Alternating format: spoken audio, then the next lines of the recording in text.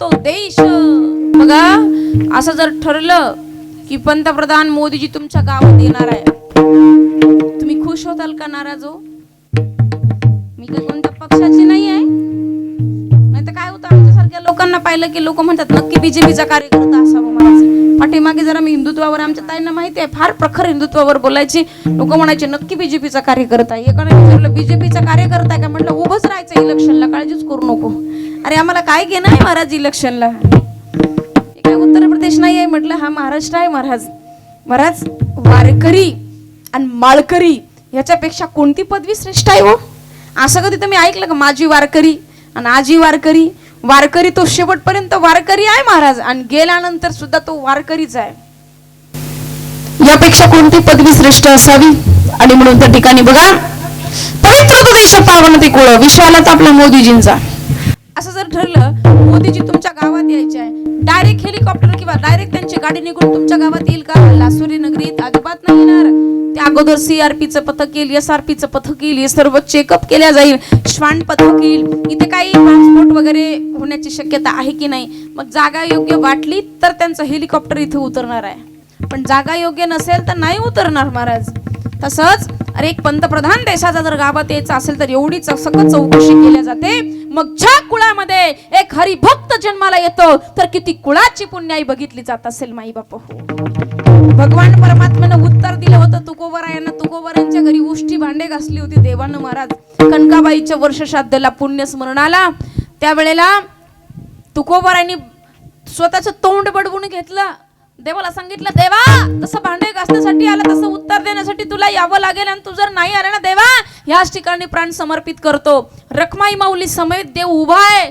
देवाला सांगितलं तुकोबा काय झालं? म्हटले देवा माझ्या विसरभोळेपणामुळे आणि मी भजन केल्यामुळे तू जर माझ्या घरी उष्टी भांडी घासत असेल तर काय आहे त्या भजनाचा उपयोग, काय आहे? म्हटले नको आहे ते भजन, आणि माझ्या भजन केल्यामुळे तुला अशी कामं करावी लागली.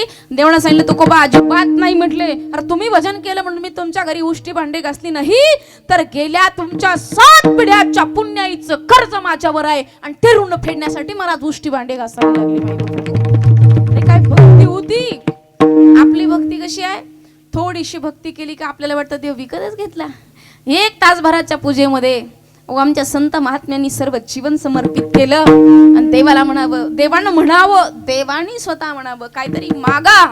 नामदेव महाराज म्हणतात हेची देवा पै मागत चरण सेवा खंडित वास द्यावा पंढरीचा सदा संग हरिदासांचा.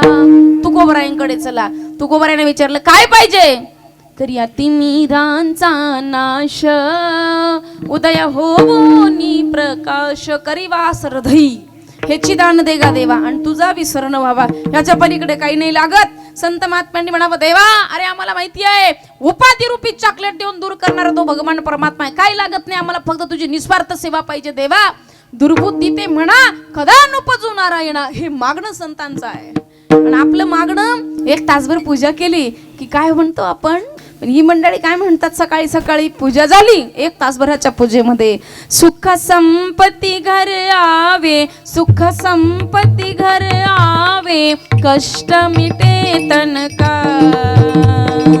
ओम जय जगदीश रे देवा जगदीश्वरा, सुख संपत्ती घरी येऊ दे, कष्ट मिटे तनका, कुठलाच त्रास नको आम्हाला.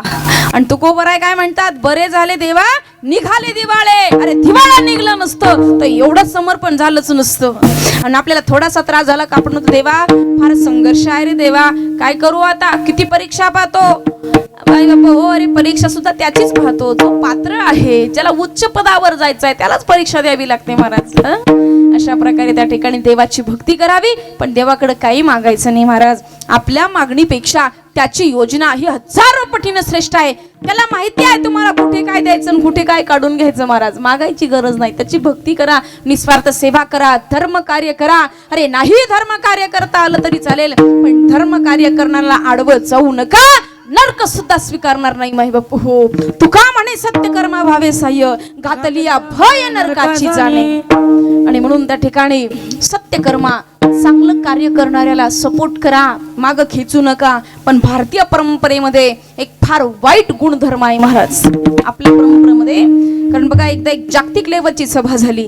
त्या सभेमध्ये प्रत्येक देशाचा शास्त्रज्ञ आलेला होता आणि त्या शास्त्रज्ञाला त्या सभेच्या अगोदर मीटिंग झाली, नॅशनल मीटिंग आहे, आणि प्रत्येक त्या मीटिंग मध्ये सांगितलं प्रत्येक देशाच्या शास्त्रज्ञानं यायचं आणि त्या ठिकाणी आपापल्या देशाचे खेकडे आपल्या आपल्या बरणीमध्ये भरून आणायचे, त्याच्यावर नाव टाकायचं.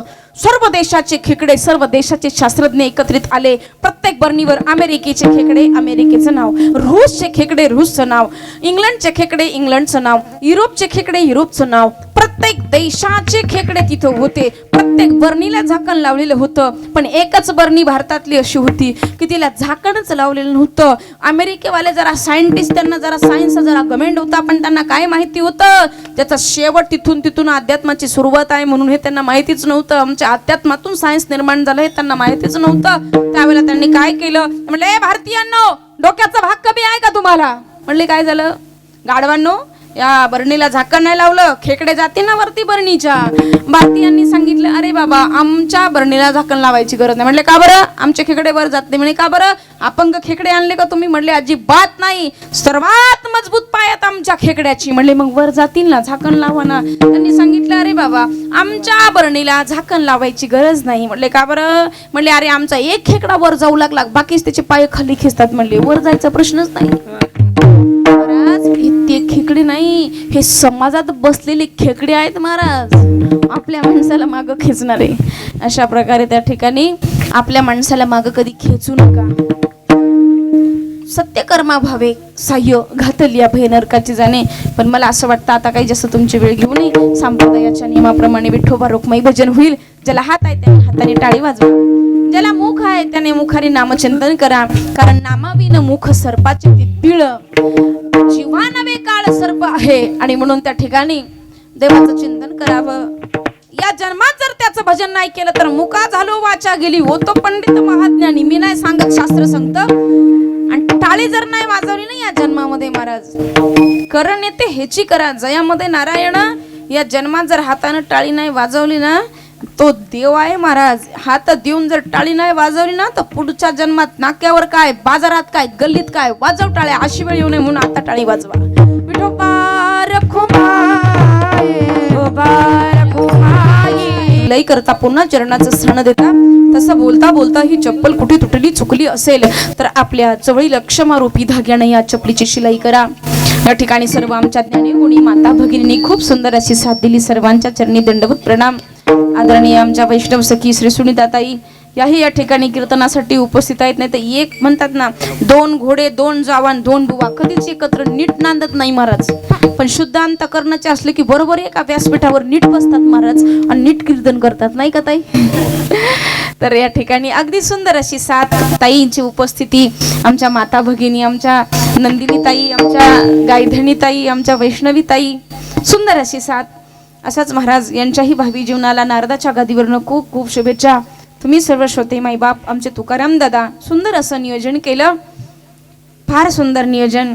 दोघंही या ठिकाणी सहकुटुंब आहेत. भगवान परमात्मा या कुटुंबाला असंच ईश्वरी कार्य करण्याचं बळ देवो, शक्ती देवो हीच प्रभू चरणी प्रार्थना. श्रोते सज्जन शक्तींनो, धर्म कार्य करा, धर्म कार्यामध्ये सहकार्य करा. सर्वांनी उभे राहा. आपल्या धर्माचं कार्य आहे हे आपण केलं पाहिजे. असं नाही म्हटलं पाहिजे तुकाराम दादाचा कार्यक्रम आहे मग आम्ही कसं काय पत्रवाळी उचलायची, असा भाव कधीच नाही ठेवायचा. तसे तुम्ही फार हुशार आहात. अरे या धर्म कार्यामध्ये एक पत्रवाळी उचलायचं जरी भाग्य प्राप्त झालं ना, नक्कीच समजायचं तुमच्या पूर्वजांना काहीतरी पुण्य केलं म्हणून तर एका वारकऱ्याची पत्रवाळी उचलल्याचे भाग्य आम्हाला प्राप्त झालं. माई बापा हो, भक्ताची या घरी विचार केला ना महाराज, अर्जुनाची घोडी धुतली अनंते. स्वतः त्या ठिकाणी यज्ञामध्ये, राजसूय यज्ञामध्ये भगवान परमात्म्यानं पत्रवाळ्या उचलाव्या, हा सुद्धा एक ज्ञानी यज्ञच आहे बाबांनो. आणि म्हणून सर्वांनी सहकार्य करा, धर्मकार्य करत राहा. जास्त वेळ काही मी तुमचा घेणार नाही. कधी आलात जर आमच्या पैठणला तर पैठणच्या अलीकडे बिडकीन पासून 5 किलोमीटर कर्मयोगिनी गौशाळा आहे. विकलांग गौमाता आहेत, अंध अपंग. कधी आलात तर नक्की गौशाळेला भेट द्यायला या. या ठिकाणी झालेली सेवा प्रभू चरणी समर्पित करून याच ठिकाणी वाणीला पूर्णविराम. ज्ञानेश्वरा माऊली.